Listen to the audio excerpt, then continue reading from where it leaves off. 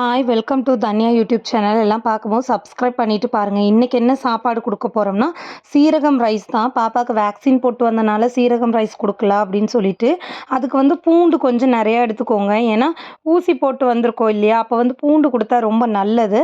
அதனால் நான் 3 பூண்டு, கொத்தமல்லி தழை, சீரகம், பின்ன வந்து வெங்காயம் எடுத்திருக்கேன், உப்பு எடுத்திருக்கேன். இவ்வளோ தான் இதுக்கு தேவையானது. நான் வந்து தேங்காய் எண்ணெயில் செஞ்சு கொடுக்க போகிறேன். நீங்களும் அப்படி செஞ்சு கொடுங்க. நான் ஏன் இப்போ ரெகுலராக வீடியோ போடுறதுனால எனக்கு உடம்பு சரியில்லாமல் இருந்துச்சு. அப்புறம் பாப்பாவை பார்க்க ஆள் இல்லை. பாப்பா, நாய்க்குட்டி, அப்புறம் வீட்டு வேலை இதுவே சரியாக இருந்தனால தான் நான் வீடியோஸ் போடுறது இல்லை. இனிமேல் ரெகுலராக போட ட்ரை பண்ணுறேன். தேங்காய் எண்ணெயில் வந்து கொஞ்சோண்டு கருவேப்பிலை போட்டுக்கலாம். கருவேப்பிலைன்னா 2 கருவேப்பிலையே பிச்சு போட்டுக்கலாம். வெங்காயம் கொஞ்சம் நிறையாவே எடுத்துக்கோங்க. சின்ன வெங்காயத்தை 2 வெட்டி எடுத்துக்கோங்க. பூண்டு பெரிய பல்லாம் நான் 3 எடுத்திருக்கேன். நீங்கள் 4 எடுத்தாலுமே பிரச்சனை இல்லை. பாப்பாவுக்கு வந்து 1 வயசு 8 மாதத்துக்கு மேலே 8 மாதம் ஆயிடுச்சு. அதனால நான் பெரிய பூண்டாக 3 எடுத்துக்கிட்டேன்.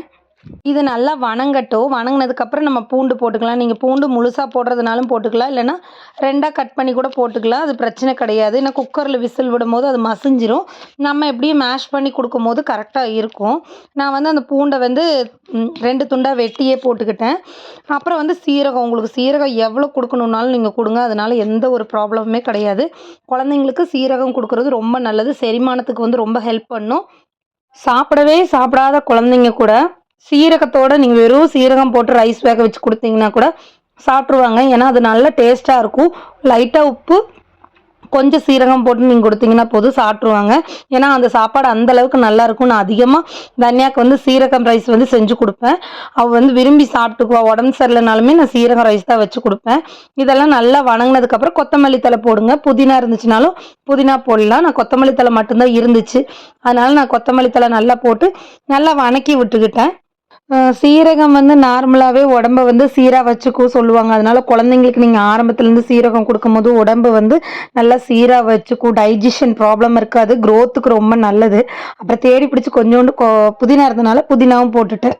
புதினாவும் ரொம்ப நல்லது. பூண்டு வந்து நீங்கள் ஒரு தடவை நான் பூண்டு ரைஸ் வச்சு காட்டுறேன் பாருங்கள். பூண்டு ரைஸும் சேம் இதே மாதிரி தான்.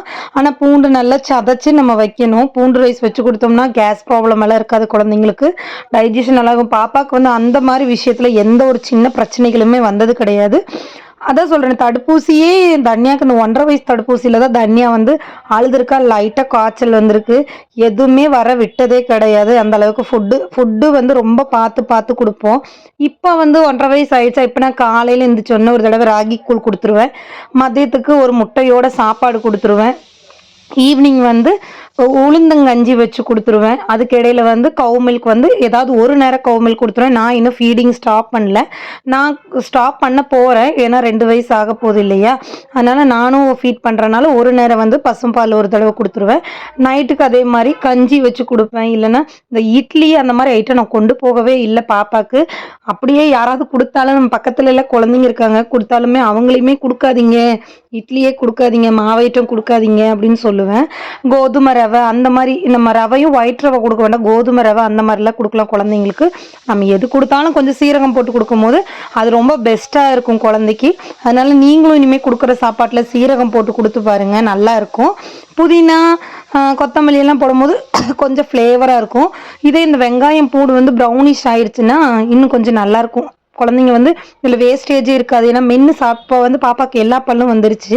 அதனால் மென்று சாப்பிட்டுக்குவாங்க. நான் அப்படி தான் கொடுத்துட்ருக்கேன். கொஞ்சம் சால்ட் அவ்வளோதான். வேணும்னா நீங்கள், நான் பிரியாணி மசாலா எப்பயுமே போடுவேன் பார்த்தீங்களா, வேணும்னா அது போடலாம், இல்லைன்னா அது வேண்டாம். அதுவுமே ஜீரணத்துக்கு ரொம்ப ஹெல்ப் பண்ணும். ஏன்னா பட்டை, கிராம்பு, சோம்பு இந்த மாதிரி எல்லா பிரியாணி இலை எல்லாமே போட்டு வீட்டிலே ப்ரிப்பேர் பண்ணி வச்சுருக்கோம். அதுவும் பாப்பாவுக்கு கொடுக்கும்போது கொஞ்சம் ஜீரணத்துக்கு ஹெல்ப் பண்ணும்.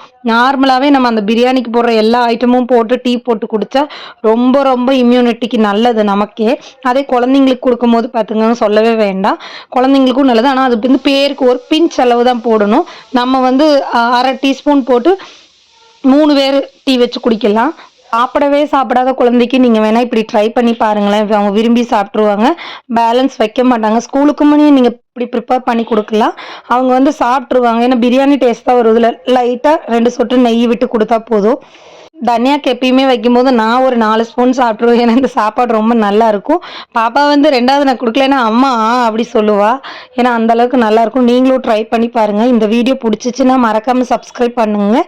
இனி ரெகுலராக நான் வீடியோ போடுறதுக்கு ட்ரை பண்ணுறேன். தேங்க்யூ.